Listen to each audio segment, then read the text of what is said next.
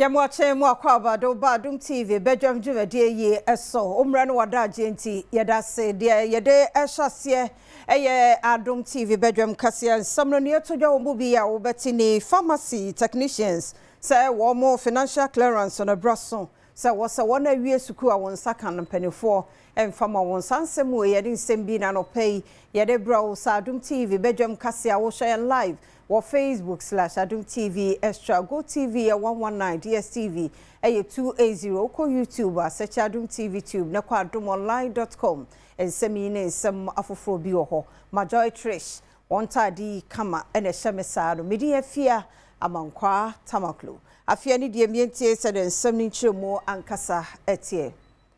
Pharmacy Technician Association of Ghana said ni ya no wono mo financial clearance I was say yede ema afofrofro won mo awie suku no I was aban ye edema wo mo wo chechire emu a ene yi enema hodo nheda enkoye wo fenti wo bakwa yaresabia dodo no ano wo muni adwumayefo wo wanya ntete sei no ti mpanifo hwe na wontie won sufre say ye asem nyina ne say ye nkrofo no bebri awie suku e wo fie na megidi ye se yenya wo so beka ye ho e we dwumadi a ye die ni mu a ebeboa ye pa enti yesra aban se ye free be clearance se yenya say members no so entime mba ti yesra aban se o ma yakwanya no na clearance na mbra na yentumi ontimi mfa ye nuanom bebre mo so mbra na yentumi nkamom na yemwa na se ne ye prese ye behwe ama Ghana fo nyina enya ohwepa emra wo yare a obekọ hospital no yenso yetumi yetfam die no yetumi aye e de aboa wo monso so na Government and Hospital Pharmacists Association dwemtrenia wodano eye owura Dr. Emmanuel Owusu Owiafe woni Adom kase ebo nkomo en wotirim se kidini yade no akosoro en afensu no esanse galamse hu sensemuti entimi moa emom nyensupa emfanye inru wono so ni Adom kase ebo nkomo sei meka so esi supini se ye chere galamse tuo no a say insuo ahoro no ye ba sabio pharmaceutical industry ye companies ahoro a efra friendro ndro ematimamufo a ha dwen yi esane se ye ba sabio insuo a obi enti akwa ye disini so either say normal saline ringers lactate no ne ade no emu oha bupen duokron enu more than 95% and ye di insuo na ye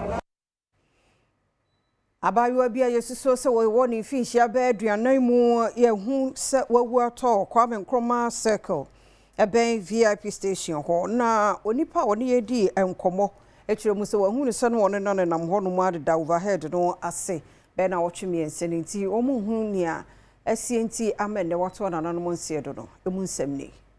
Ojadini bi a won pese ni mfoni beba abonten ni Adom kase retwe nkomo ena odi tu bia se ofuo yi obi a oni ba bi da na wabo asesen e won potem ho no mu a wonenam overhead no ase o Kwame Nkrumah circle abese na wotwe miensa ni de ho ena odi ne nkwe ya enyasem ketua no mo kira ananse kro won mu se wodidi ya na ho dendenden enra ya na enyasem ketua te wonwa sanope wonum sori ya no mu se wawu eda ho no mu a wode nkrata akekere ne ho wonum a wabo asesen bia wonenam circle ho eni ayon ha free se wonim ni won so eba beto won Chinyem.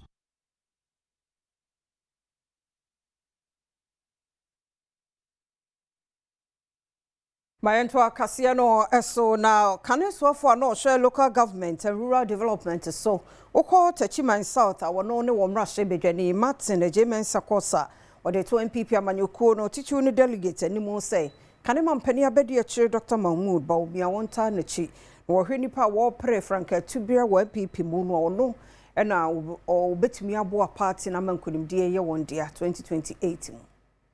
say pe experiment dia na no yensanye den yenkoyechi but yenibre yentimi ento sa akonya we ento ntwere ena wi Mahama awoye mampanya nidin atese Ghana ha uyi ni sinchan a amanyoni a okita din wo Ghana ha ene Dr. Baumia Obia niwa okra popularity beboni din echen doctor yesha proboi krobia ya koso mesha da hwe man kan ya mehu signboard be ye num u opposition asetra mo de nyama nye emwa nka be mobilize de ba koton no wa ye ne dada ada ne wo san kwa akosan ya kire ne wa kwa san ne mani nyina afoforo mesra mo pa adwuma ye koye se wa chere party m se metu sela yete ase nye de wa chere abato ne ye koto de odi nkuni ndi be den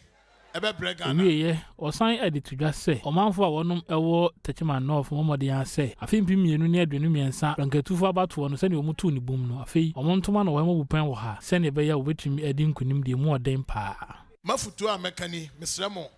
techman south 2023 bekitampa so ka percentages are obi BTN but popular votes the whole country yenya the highest over 1,240 votes. I think person mu beat techman and amutimi nye me tulo tono di amamo I say penalty me the ball I dey atumanim se mo anhye mo a na ne esemo a enti mesramo mumma Dr. Banu enye Yegusa ye NPP amanyoko no nkomodie mu na UK Bristol chapter na one more kase won kasa ni gida illegal mining na ekoso ese ye nkwaye ne yensuwansuwa omuhunu ne se wosa band ne na si form no declare state of emergency sabaya obetumi akon atia president so odaya no his excellency John Dramani Mahama yesrew impenifo bebre de ato wanim se bebi adu ne de e wo se o man nya state of emergency Mr. Nkofo edi dem. Mr. Wa baby edu ne de. Yenka asema state of emergency ne nko Ghana na. Baby a eye galamse ne koso a ese yensu ni na yesrewa ni manimi ai. Baby edu no o se odu na si from normal state of emergency. Ne yepese ye ka kire mu no se yen ye wa mane no so ye hwe. Enti ne e touch bia no. Ye be hwe se ye be ka ho asem.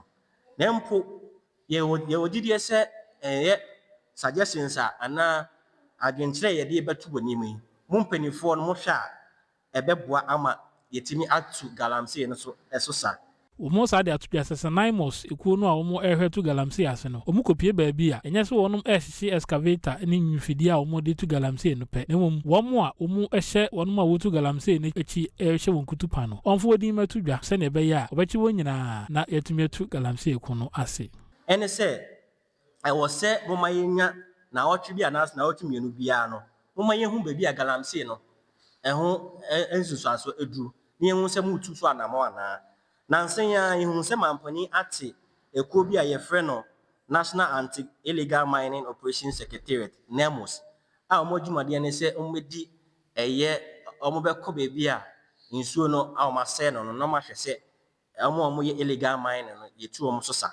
Yes, so one say, Mbopen, Semampani, Yawa, ye may catch any say, ye won't penny for me, a man of 4 ammonia man of 4 year, a hemphony, I did now, Munaye Galamsey nibi. And ye, no Moses, and Mrs. Sam, radio be any. Tiasena, Oma, Omani, and Cots uncle for home. Obi Biara or Galamsey, concession Biano, a binding and publishing din. No man who said, as soon as you are not being tended, or also our Galamsey site, sending a basset. Galamsey site ono almost any ma yetimi aye de eteki that nipa no responsible. Yet also na Sunafo North Cooperative Cocoa Farmers Union na ayenya meso ade the textbooks any exercise books ahodo akọ basic schools enum ewo nkro enkuma bi ewo Sunafo North mensimu wa afmantemo sa wonye na onfamua adusua. Yenti ade wie no ma omode hu ne say schools ne bi ohunu ma aye GHS first nanke primary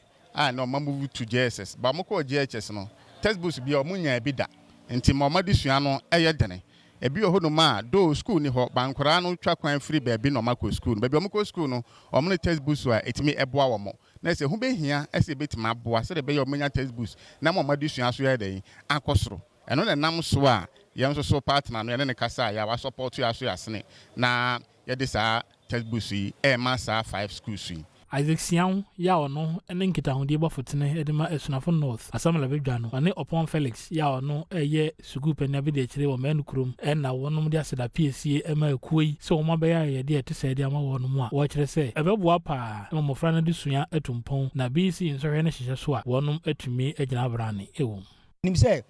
we are in the first term of the 2025-26 academic year. Sabre ye bra awofo ehia se omo eto books ma mofra no. Ti sa dwumade ya eye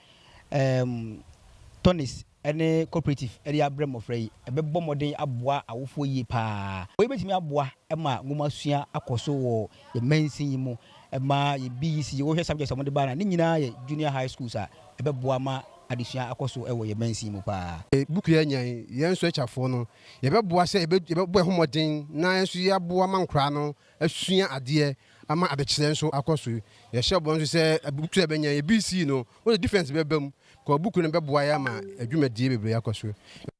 Jasekine ya wogomwa wasa wogomwa west mansin mu ye mfimfin mantamu nana kwasi ese ochehene na ene ya make say boreholes enso no de ama enkroto num se wonye enso hu nsam ye den won fifi mantemu na enso aye enso no so galamse fo na se no nti watu borehole we ama won se be ya won so e de be hwe won tutu borehole kwa 7 maye chip compound mina meje ye mina msati modo mabel na meje ye me pretia for 9 years after me USC the son of my toilet 21 years ago and sana edifia washroom count na sana yakaza abefu na wonko mom ni obio nti obi a wo bibi ye bia no ombo no kro in fact yeta ebu ye so ne ye but me dwin pa ho I ma dwin pa ho my bro me fie na ne ye de wedding bia obe no bia me fie ha pa ne ye no Alhaji Kasim Mohammed ena oye abana musini ya wono ewogomwa west ena odi asada PSU ya to na naja asehenanim adana sepawa na mo awatu na odi atudwa se omehwe so yie na omudi adudwuma ma ho abanfa so edi ama won Jasin otini papa no 1 year ena wasan wakoda ma fa ye do wa bogo moment bogo sin ko 7 de na ba bosme be na abase kwe kumafo yenya isi problem ana ya fe yim de aban pon ka babam na wa babo he aye assembly ni na npo afi aye 2024-2025 ye physical year assembly ni na for was step na ye de ye ba just say if I put in na ma say we ma aye 7 there na tada na asa abasopade Omanfo bi won patam so ni Adom kase atwetwe nkomo a enigye ahye won ma na odi nsem we atudwa Edi pa saya nana anka yesu asem de edi ono na wabotu abien ama hia sisi a ebe fan se ebe yemre wa man kaka na so wotu pipe wi kula bi na ho ayi na ayeko emi akata se de bia motu makwasa bi na mo panyi di ontum ko nti yem na be ka che de na ye da na ase omomo ye bebre omotu bi nka ho toilet isi ayin man tefi ye ni na chise ko ban tefi ikuchi asa yi market so ole won boy ni market toilet isi adi yin su adwuma sun ya youth na wa wan tia la ya ni yesiye yenyira no so na Adom TV Badwam kase na ha na brema kwan na no pay ye de asie mre ne adaje a odema yenti yedase papa Badwam ne asase no nti news no ne yawie ya yede de obonkrata ne sports any health tips no eto so de amount in free ha ne jawadaro maka ye ho na yenhwania radio for su 97.1 ya chiachia munyina ye ma munyina che ye ma munyina akwaba kosisa no nkron bebo apa so medio nunum de koso anani yentina na ne wasa wotie wuhunu bia ne de be ma wo so wo konso a radenfa nko no fa umra sumdue mu na momo ko YouTube a Adom TV tube obetimi atwa so wo ho no ahye ya na Facebook/Adom TV extra ho nyina no ye wo ho a obetimi ne yen atwa so enei memema nyina ye krado Awurade Adom mo nkwa ho den ho ne abusua eti asese de nso no abusua ti ase no ena Awurade aka team ni nyina ho Sarah Pare Richmond Thomas nene bay boy briefly din ne ayi Frank or her sound ene osofo Israel ne Frank Asempa onso aboseti amaya osofo Isaac so amaya light nti etoye so kama ne ho ayefe na MCL de atum live a o hwehwe fe ukọ makeup onso a Eugenia Bedin adaro mo atwitwi anim kama ya de aba begina ha ti edoso pa na ye adwuman yenko na uhunu ye wo ha de ne so ye team bi na eboye chidom a yetumi ebeba mo fiefie mu office ene mo phones ahodo so ti ma munyina achibie sam makwaba rade adumunti ahofe ni gina mo mema ne side omo didi ye daye no mu nsuo nti uhu wo ma they don't look like they are stressed at all ti memrantie papa bi mema mo achen ya ba yo so bako de nyankopon adom ya mi ase ye papa ya mi ase didi se ifie nso ye boko ya mi adom ye de ni ni ahoden aba de na se honom so ye wonye na oba na wadi mai basa ati ase munso de mu fie de be ye de bia nti hallelujah muni problem hallelujah ihianza mo ye masede problem ye chire eguso amehu monko so anye efia ma nkwa eye den kura still na mu piem filia sa kasa ne fancy bi amoa ti asam no ya na ya asam no ye fo sa nye ni tie fo ge na da wo ho wow but body there ati bi hu so jina pop to so ku tianya mu because apostle abo word na to tirim tie Canada afa wa ya de ai baptist for so jina agwasi bako de ya mi atom efi weekend abai de na je say bibia de musa e no se kotoko match amanfo achira nkosa na mbo but na ya okay ya o say enye home na kasa ni ke kumase ne dia you are sure say baba yara ha we nya numbers more than say e bo hwe na akofom kakra na game no so dey na pa approve ye and amana de na tall order I don't know how kotoko be ko dane score line no I didn't because to feel ni be shout dia na no ha that's a kruma idin Baby, every 5:30 to be nyina say people na no ba from pa Eddie abefa so we are to be for about rock ka wa for bet say come ho den Eddie fia man quite that fia come on by this time so grow for so ye bi and so fia gina nice so so they want to me no Ruta, ana message be wa. No, I work. Kase bianca there. Okay.